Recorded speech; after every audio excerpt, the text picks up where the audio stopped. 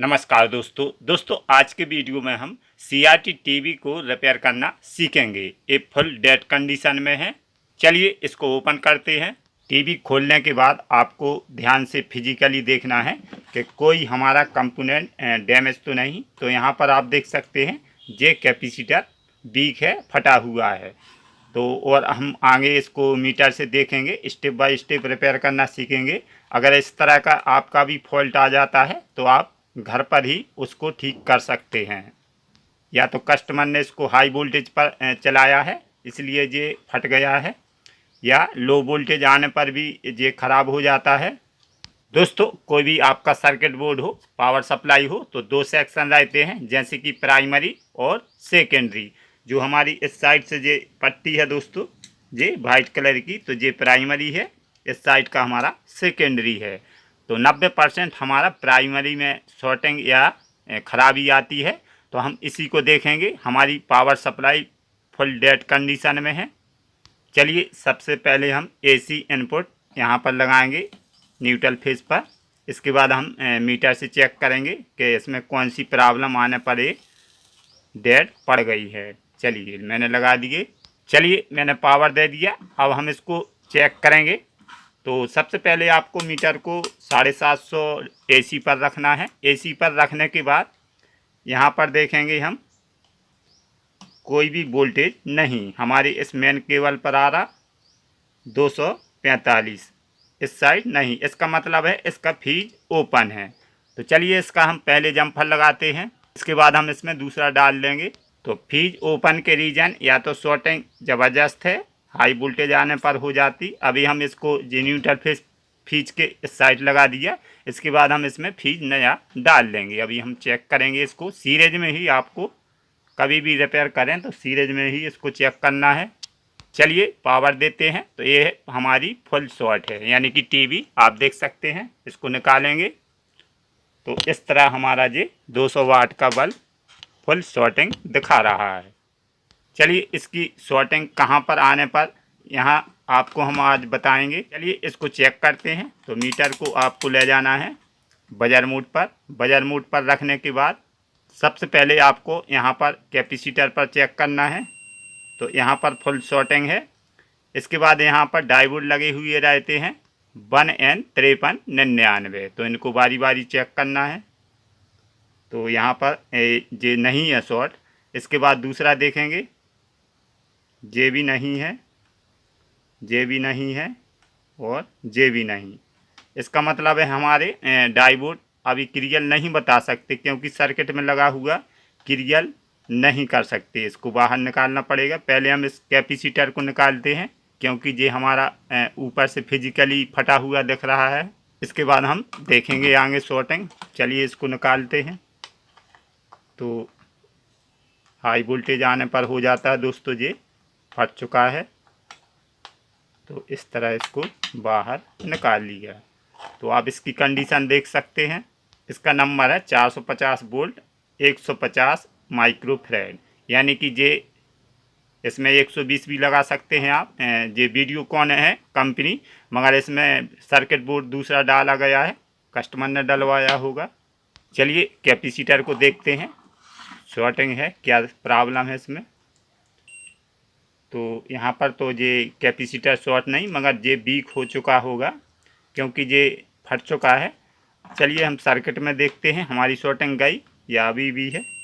तो अभी भी है। अब दोस्तों इसमें दो कंपोनेंट बचे हुए हैं। चलिए आपको हम बताते हैं।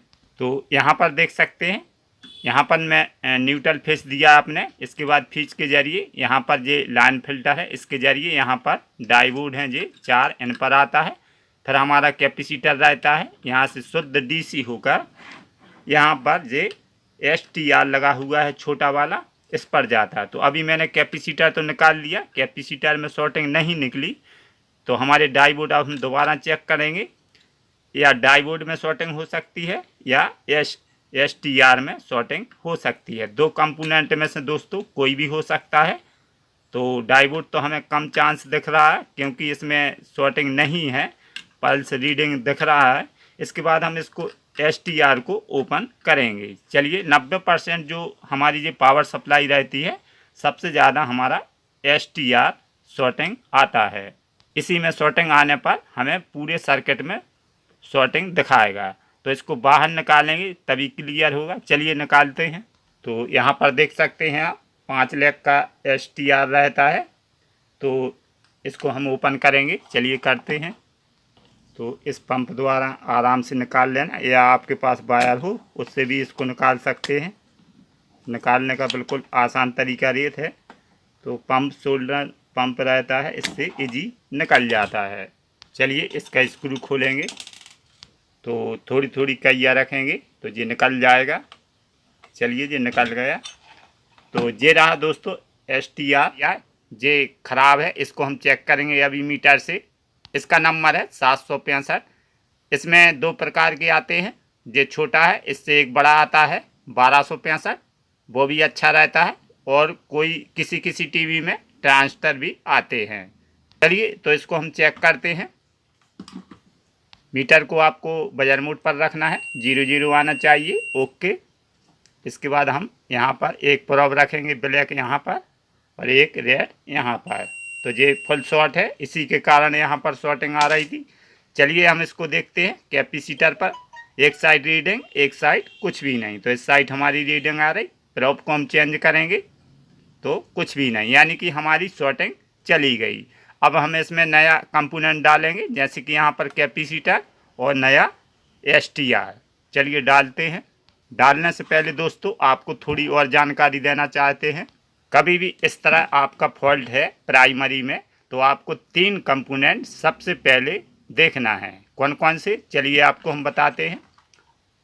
क्योंकि 90% इन 3 कंपोनेंट में प्राइमरी में शॉर्टिंग आ जाती है। सबसे पहले यहाँ पर 1N5399 डायोड आपको एक एक कर कर चेक करना। अगर सर्किट में नहीं हो रहा है तो इनको बाहर निकाल कर चेक करें कि कहीं शॉर्टिंग तो नहीं। इसके बाद आपको कैपेसिटर पर चेक करना है, इसको भी बाहर निकालें सर्किट से, तभी आप क्लियर कर पाओगे। इसके बाद यहाँ पर STR लगा है, इसको भी ओपन कर कर ही चेक करें। तो आपका प्राइमरी शॉर्टिंग 3 कंपोनेंट में से निकलेगी। तो आप जो शॉर्ट है तो उसको न्यू डालें। अगर आप टीवी का काम करते हैं तो इस तरह इसको फॉल्ट को निकाल सकते हैं। चलिए दोस्तों, ये रहा कैपेसिटर। हमारे पास अभी न्यू तो नहीं, पुराना हम इसमें लगाएंगे। इसकी वैल्यू है 450 वोल्ट 220 माइक्रोफैराड। ये इसको चेक करते हैं। मीटर को बजर मोड पर ही रखना है। सबसे पहले आपको दोनों शॉर्ट कर देना है ताकि इसमें कोई करंट ना रहे, तभी आप चेक कर सकते हैं। एक प्रोब आप यहाँ पर रखेंगे और एक यहाँ पर, तो इसमें कुछ वोल्टेज स्टॉक हो जाएंगे। इसके बाद आपको मीटर को ले जाना है 20 वोल्ट DC पर। यहाँ पर आप देखेंगे वोल्ट, इसमें 2 वोल्ट 97 घटते क्रम में, यानी कि इसका कैपेसिटर का काम रहता है चार्ज होना और डिस्चार्ज होना। चलिए इसी को लगाते हैं। ओके है। अगर दोस्तों ये हमारा ख़राब होता तो इसमें जो करंट स्टॉक हुआ है 2 वोल्ट 98-96 पॉइंट, तो वो नहीं होता। तो इस तरह कैपेसिटर की पहचान सही है या ख़राब है आप चेक कर सकते हैं। और इसको लगाने का बिल्कुल सही तरीका रहता है। जिस साइड वाइट पट्टी है J- है, इस साइड हमारा प्लस। इसी प्रकार आपके बोर्ड में भी रहेगा। जिस साइड ब्लैक पट्टी है J-, इस साइड हमारा प्लस। तो इसी डायरेक्शन में आपको लगाना है। गलती से उल्टा लगा दोगे तो ये ब्लास्ट हो जाएगा। STR लगाते हैं, इसमें 5 लैग रहती हैं। तो यहाँ पर इसको लगा देंगे। यहाँ पर अच्छी तरह आपको स्क्रू भी टाइट करना है ताकि इसकी हीटिंग जो है हमारी हीट सिंक पर आ जाती है। चलिए STR और कैपेसिटर दोनों लगा दी। इसकी हम सोल्डरिंग करेंगे। यहाँ पर आपको पेस्ट लगाना ताकि अच्छी तरह इसमें सोल्डरिंग हो जाए। चलिए कैपेसिटर को अच्छी तरह लगा देते हैं और फिर STR को लगाएंगे। तो आपका कभी इस तरह फॉल्ट आ जाए तो आपको सबसे पहले 90% STR में शॉर्टिंग आ जाती है। तो अच्छी तरह आपको देख लेना है आपस में कोई लैग शॉर्टिंग तो नहीं, वरना आपकी टीवी आउटपुट में वोल्टेज नहीं आएंगे। तो मैंने देख लिए अच्छी तरह, आपको भी देखना है। चलिए इसको हम पावर देते हैं, फिर इसके बाद इसका फीड डालेंगे और इसके आउटपुट वोल्टेज देखते हैं कितने आ रहा है। चलिए दोस्तों इसको हम पावर देते हैं, इसके बाद हम आउटपुट वोल्टेज देखेंगे। तो मैंने पावर दे दिया, हमारी टीवी ऑन हो चुकी है। इसके आउटपुट वोल्टेज 200 वोल्ट डीसी पर रखना है। इसके बाद यहाँ पर देखेंगे, चलिए देखते हैं। यहाँ पर 120 वोल्टेज आना चाहिए। 21 इंच टीवी है, 120। इसके बाद यहाँ पर 28, 29 आ रहा है, ओके। इसके बाद यहाँ पर 11 वोल्ट, ओके। यहाँ पर 16 वोल्ट, यानी कि हमारी पावर सप्लाई ओके हो गई। अब इसको हम फिटिंग कर कर ऑडियो वीडियो आपको चेक कर कर बताते हैं। जो ये सीरीज लगी इसको निकालेंगे। इसके बाद यहाँ पर एक फीड डालेंगे क्योंकि इसका फीज ख़राब है। ये रहा फीज। कभी भी आप इसको रिपेयर करें, जम्फर भी लगा सकते हैं। अगर आपके पास फीज है तो फीज भी लगा सकते हैं। ये इसमें जला हुआ है, चलिए इसको निकालते हैं। ये रहा दोस्तों, ब्लैक पड़ गया। इसको दूसरा डालेंगे। चलिए इसको हम फिटिंग कर कर और ऑडियो वीडियो आपको चेक कर कर बताते हैं। दोस्तों हमारी टीवी ओके हो गई, यानी कि ऑडियो वीडियो दोनों आ चुके हैं। इसी प्रकार आप भी रिपेयर कर सकते हैं। कोई भी फॉल्ट हो, फॉल्ट निकालना आना चाहिए। दोस्तों अगर आपको ये जानकारी या नॉलेज मिला हो तो चैनल को कीजिए सब्सक्राइब, लाइक ज़रूर कर देना। चलते हैं दोस्तों, मिलेंगे अगले वीडियो में। Thank you.